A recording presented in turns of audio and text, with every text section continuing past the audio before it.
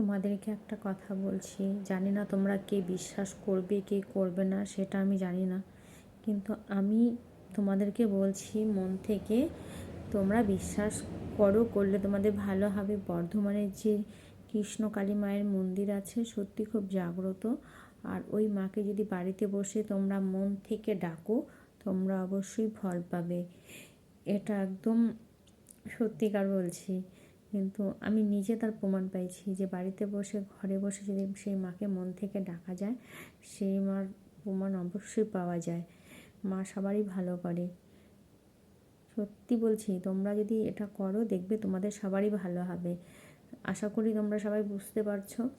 তোমাদের যেতেও লাগবে না, কিছু করতে লাগবে না, বাড়িতে বসে ঠাকুরের শুধু নাম জপ করবে, শুধু বলবে জয় মা কৃষ্ণকালী মায়ের জয়, এটাই শুধু বারবার বলবে, দেখবে তোমাদের ভালো হবে।